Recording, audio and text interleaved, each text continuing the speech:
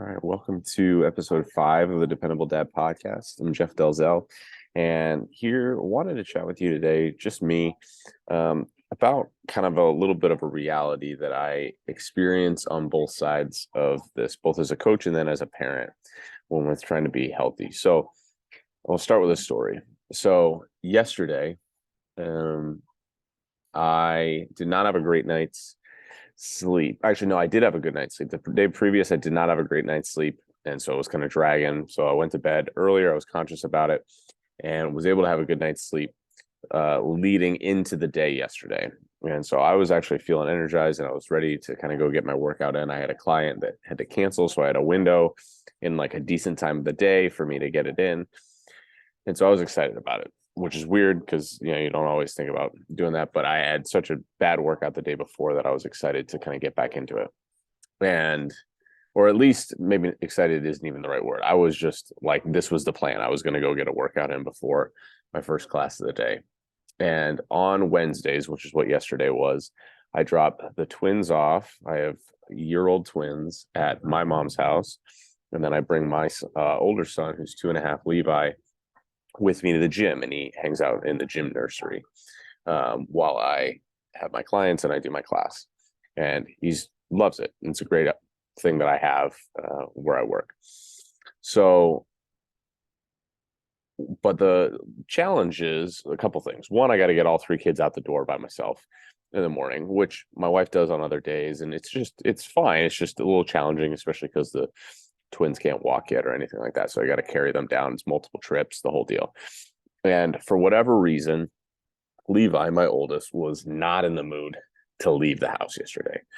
He just did not feel like he was like all amped up when I was like, hey, we're going to go to the gym today. He was all excited about it. He was excited to go. And then he just wasn't anymore. And so he was, any parent of a toddler will understand this. He's running around, he's taking his shoes off, he's throwing them, he's running away from me. And then when I finally get a hold of him, he's like going like a dead fish, like falling down, won't let me pick him up. He's like kicking and all kinds of stuff. And I have to like drag him down the stairs and wrestle him into his car seat like he's literally a fish on the deck.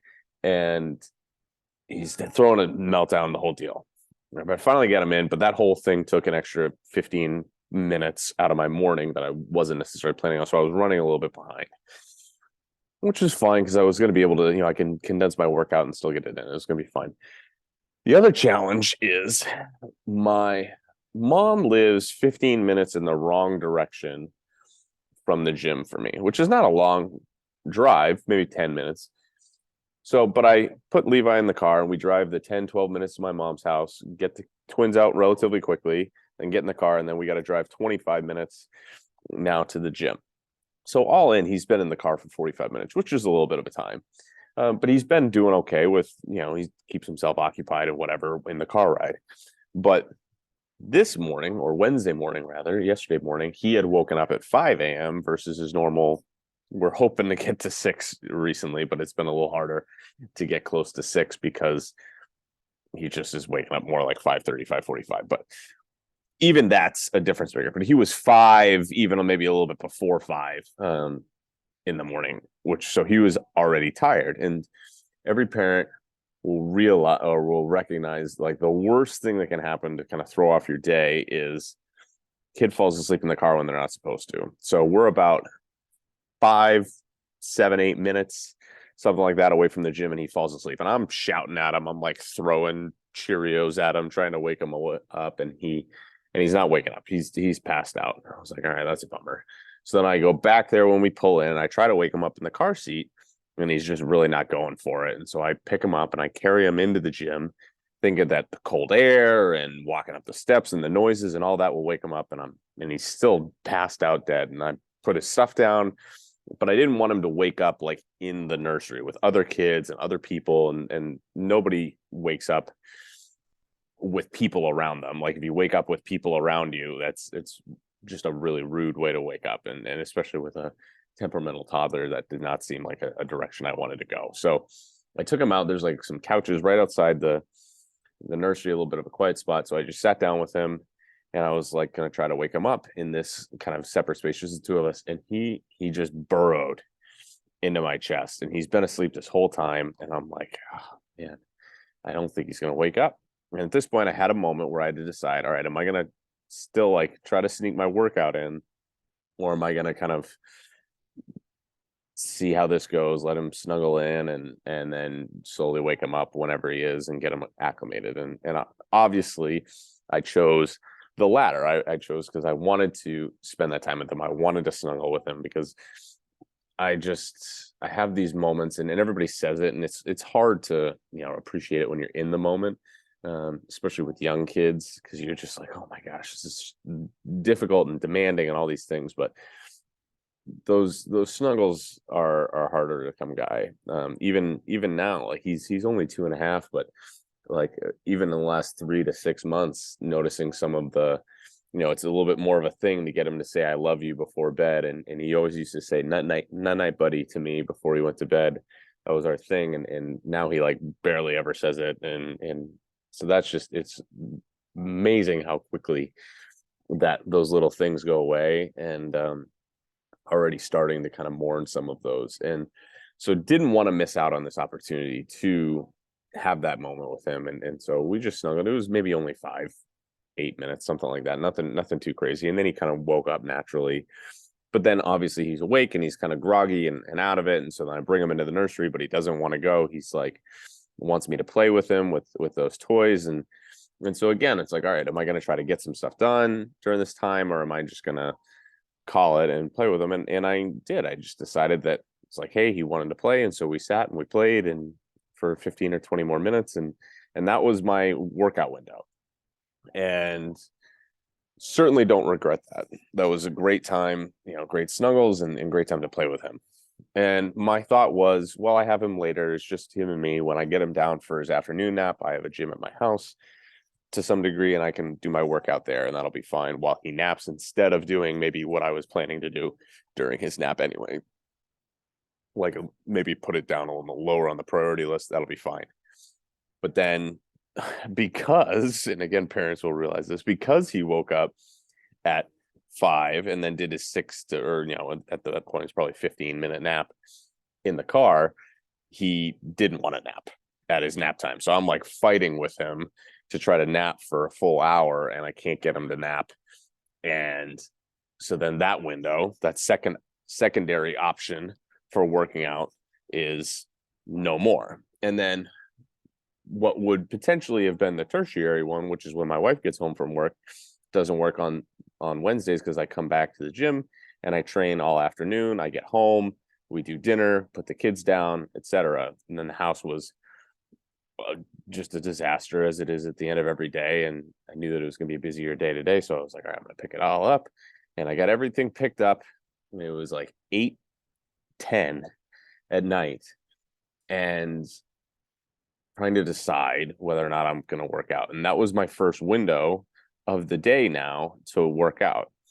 And there are days absolutely where I would have just said, you know what, I'm going to bed, and I'm going to pass on it for today. And there's nothing wrong with that. But based on kind of how my schedule had gone earlier in the week, I had already kind of missed a planned day on Monday.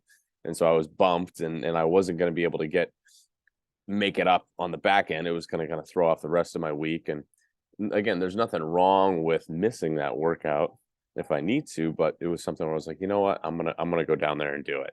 And so at 8:15 at night, I went downstairs and I started my workout. And I don't know if I've started a workout much later than that ever. Maybe a couple other times when I got all the kids to sleep, but it's very late for me to try to get a workout. And I'm a morning workout. Like, I'd rather work out very first thing when I wake up than the last thing before bed, because then I also need to shower and I need to come down from, all right, you exercised, like you got things going, so it's a little bit challenging to sleep. And I knew that I had to wake up early today to come to work at 4:30. I had to wake up, and so I was like, oh, this is going to be a little challenging to go with the day. But it was just a decision that I made there. And the reason why I share this story is this: there are two kind of sides to this. One is, there's nothing about any individual workout that's going to make or break your progress, right? I absolutely could have skipped my workout yesterday and it really wouldn't have made a huge difference. However, in my day yesterday, I went from 5 a.m. when I woke up with him all the way until 8 p.m., where I was either dad or I was training people.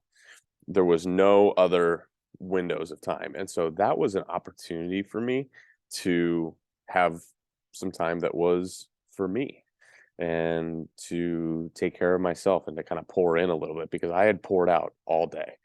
That's all I had done all day, which was just take care of all the kids and train and cook dinner. And this is all I did all day. And I was feeling a little bit spent. And so there's kind of two avenues that you can go to kind of fill yourself up again. And there are days where I choose to do the thing that, kind of makes me sort of quote unquote feel a little bit better, which is, I'm going to sit on the couch and I'm going to watch Netflix or something like that, scroll through Instagram. But that actually doesn't make me feel any better, but I just feel like that's all I have the energy to do. Or I'm going to do something that actually kind of gives me a little bit of life. And it really did. Like, I was excited about the fact that I did it. Was it the best workout I've ever done? No, but it was better than the one that I was exhausted for. And even more importantly, it set me up for today to be a lot more productive. So today has been a lot more productive than Tuesday was, which is kind of a mirrored day for me, because on Tuesday I was so exhausted and I wasn't able to get a lot done. But because I made that decision yesterday, now I'm like excited about my routine today and getting back into it.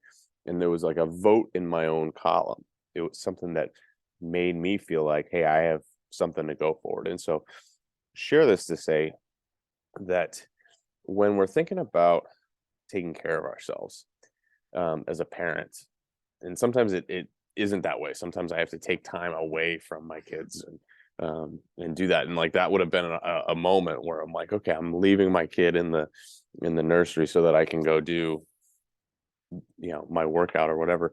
And sometimes it can feel selfish to take care of yourself.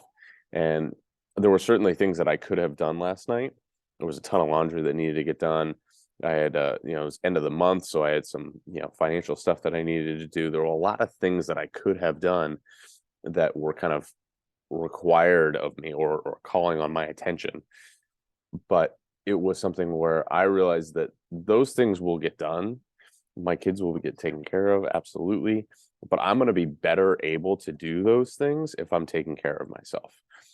The phrase that I use all the time is this is a positive return on investment, for a little financial term for you. It's something where you put in some time to exercise, to prepare your meals, to go for a walk, to do some extra sleep, to any of these things that you do to take care of yourself, to do some stress management, to have to go outside the realm of health fitness, to go on a date with your wife or meet up with a friend, or all of these things that you can do that from a very strict perspective might feel a little selfish because they're not giving of yourself.